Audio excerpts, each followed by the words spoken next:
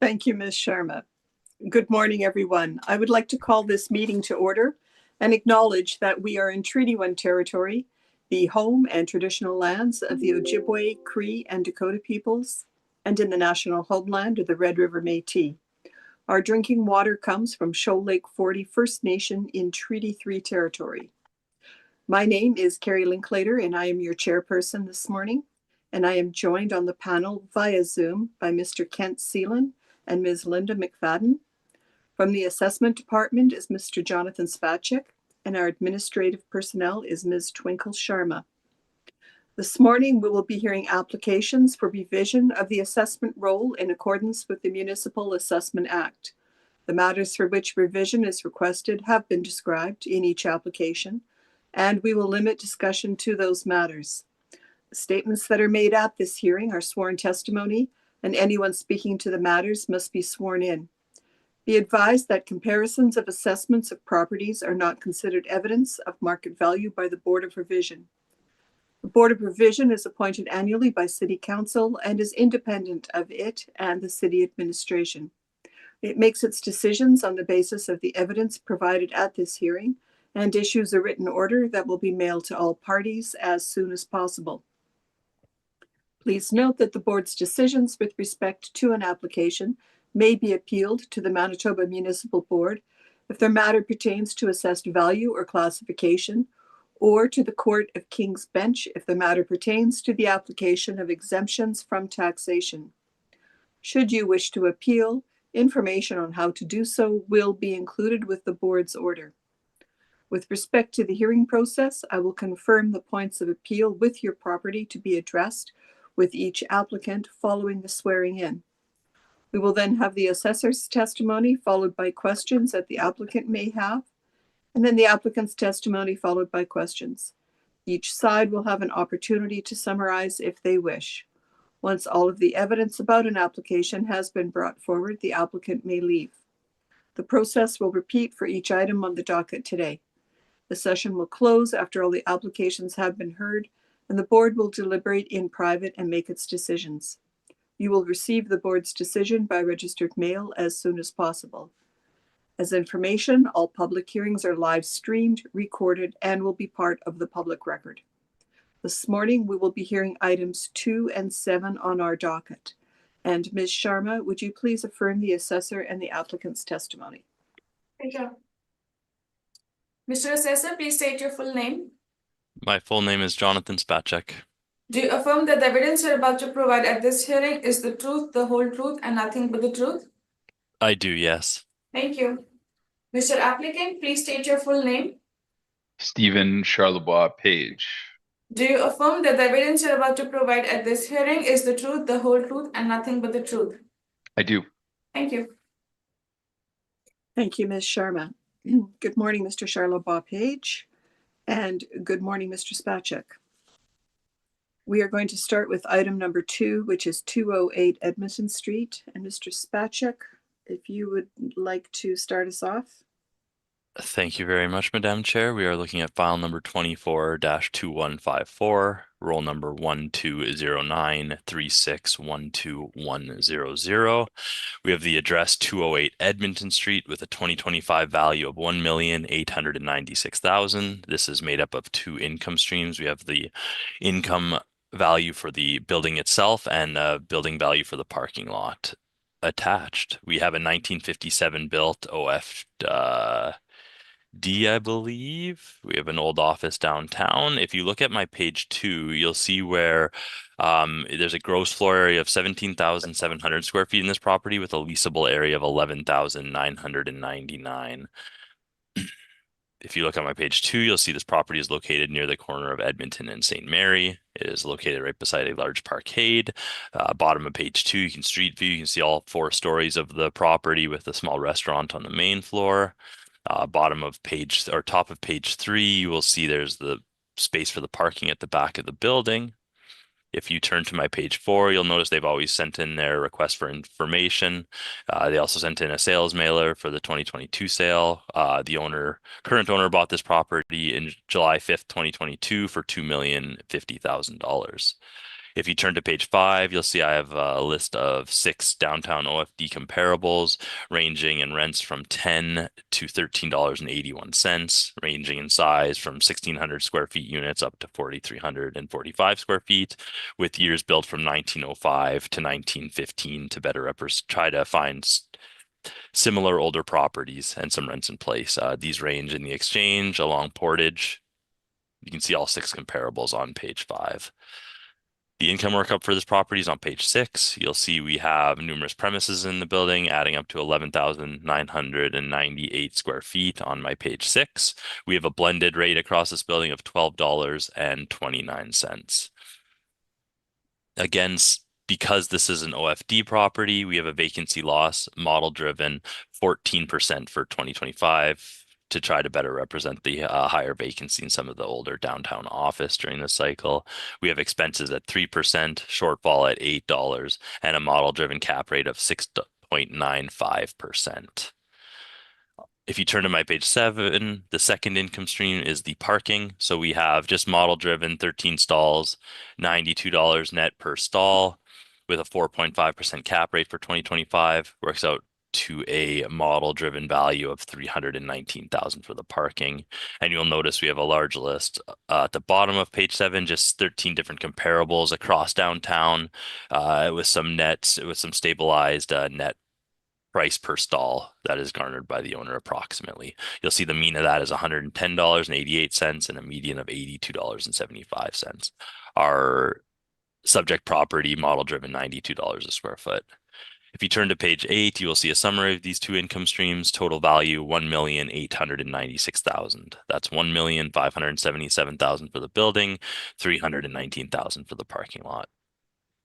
If you turn to page 9, you will see our standard capitalization rate. The problem or one of the issues we run into with OFC and OFD classified buildings, so some of our older downtown buildings, there's not a classification just for them, but these are much larger properties for the downtown area. The OFAs and the OFBs, the ones that are analyzed, are again much larger, not exactly comparable, but you can see their ranges across. For downtown B, OFB is 7% for the cycle for the city, 6.25 to 7% for Colliers. CBRE is 7 to 8%, and Cushman Wakefield is 7.5 to 8.5%.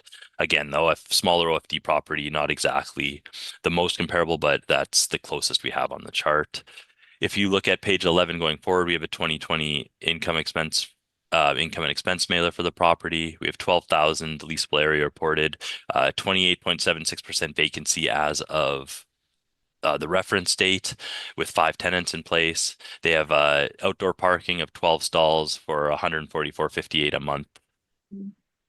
Charged at the bottom of page 11, and then scroll through page 14, 15 is the rest of the mailer, just showing their expenses. Page 15, this property as of the reference date has 4 tenants in place.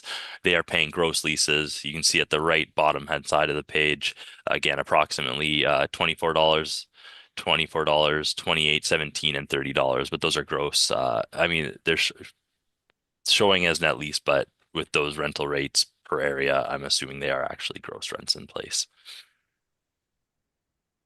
And I'm just making sure there's nothing else, but I believe that is everything on my end. If you have any questions, please let me know. Thank you. Thank you. And Mr. Charlebois Page, any questions to the assessor? Thank you, Madam Chair. Good morning. Could I just confirm with you that the value presented today is model generated? Correct. Do you know if the subject property was listed with a brokerage at the time of sale? I don't know for sure if it was listed or not. Okay. So maybe just moving on to the vacancy here. I think it's modeled at 14 for this is Class D office. Is that what it's considered from the city system? Yeah. So I had it as C and D, kind of the same thing. So the model, I think, put out 14%. The subject ranged from 20 to 26% vacant from 19 to 22. Do you think the 14% is doing that justice? For a 3-year swing, if it's average 28%, it would be on the low end. 14%. Okay. And sorry, it was 20 to 26% was the. Thank you. Just yeah. So again, I noted the same. You kind of touched on it with your cap rate study on page 9, or the city's cap rate study. The limitation that it goes to downtown B. I just sort of noting on some of the brokerage firms there between 7 to 8.5%. I think the weighted cap rate on this, if you include the parking income, 6.5, but even 6.95 on the office. Do you think that's maybe a little bit aggressive, given it's a 57 office, Class D? The lowest rate we have there is for a Class B office. Do you think that this one should be on the higher end of that range, even towards that 7.5 to 8? Yeah, truthfully, I don't have a range for OFD, so I can't say with certainty. I just hate to compare it just to the OFBs, as they're, often 50,000 plus square feet, just a different class in general. But from what I've seen this cycle around, I don't think 7% is super unreasonable. But again, I don't have anything to show a true range in front of me today, so I can't say for certain. Okay, thank you. And maybe I'll just touch on the last one, is the parking caps at a 4.5. Now, typically, I would say that parking caps and office caps would have a relationship, as that's typically where that income stream, I would say, goes to market. I mean, there is independent sales, but it's hard to stratify. What do you think the 4.5 on the parking is potentially aggressive as well? I would say that it's not a standalone parking lot. I would be comfortable adjusting that cap rate slightly. Like, again, I'd be comfortable 5.5. I don't necessarily think it has to exactly match the building, but I do agree that the standard starting place for an attached parking lot, probably not 4.5%. Okay, thank you. Those are my questions. I thank you. Ms. McFadden, any questions? Mr. Spacek, this building is relatively small. Would it not be the case that a smaller building would, in fact, carry less risk and would, it might have a slightly lower cap rate?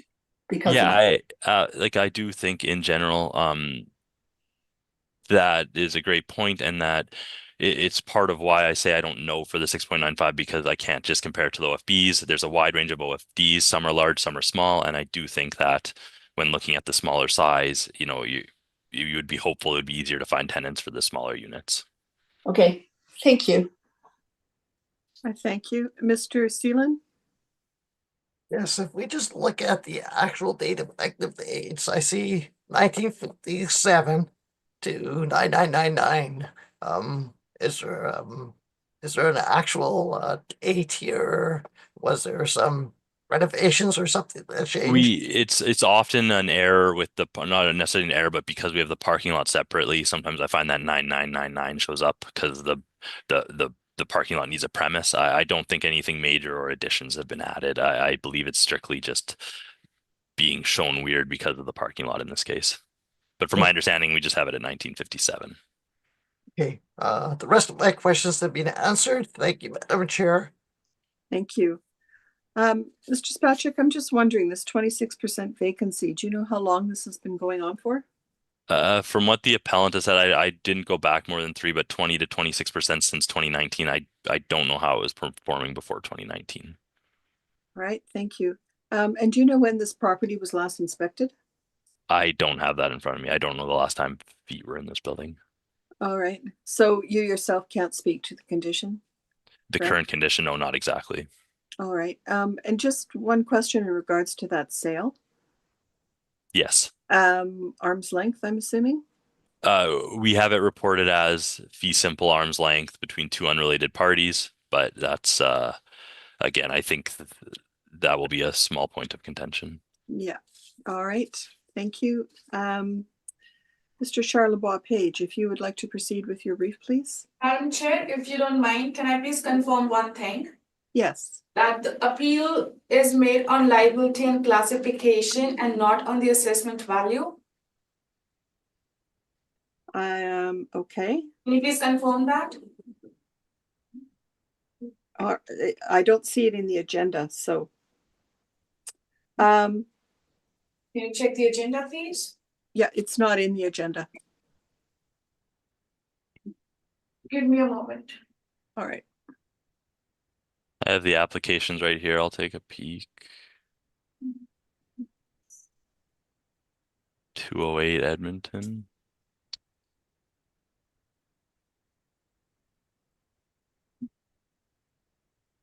Yep.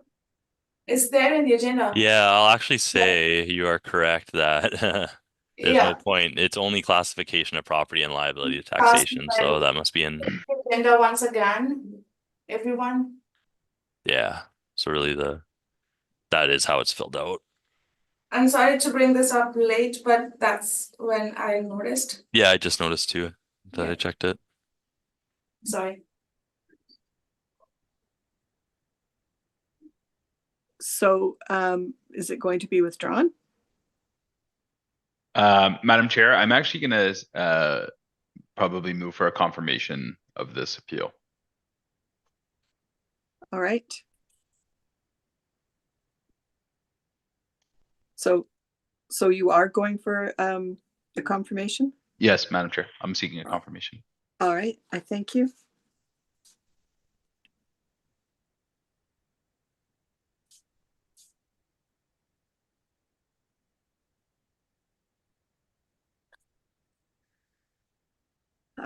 All right, so that takes care of 208 Edmonton Street. Thank you, Mr. Charlebois Page. Thank you. We will move on to item number 7, which is 171 Donald Street. Momento. Where was I?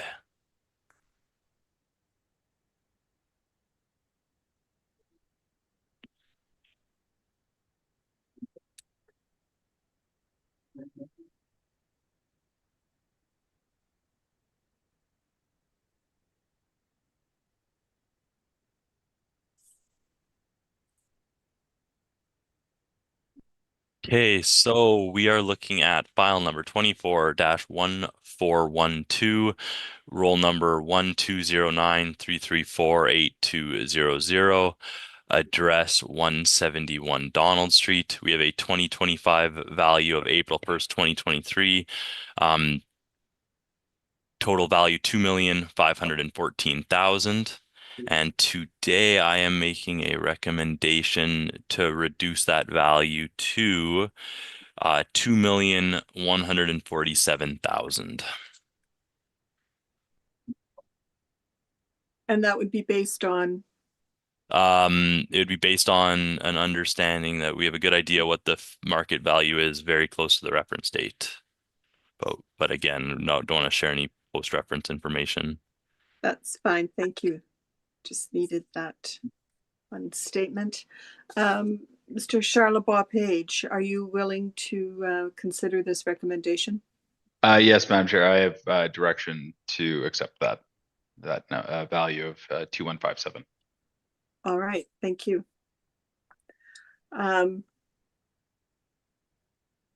Seelan, did you have any questions in regards to this? No, my questions have been asked and answered, Madam Chair. Thank you.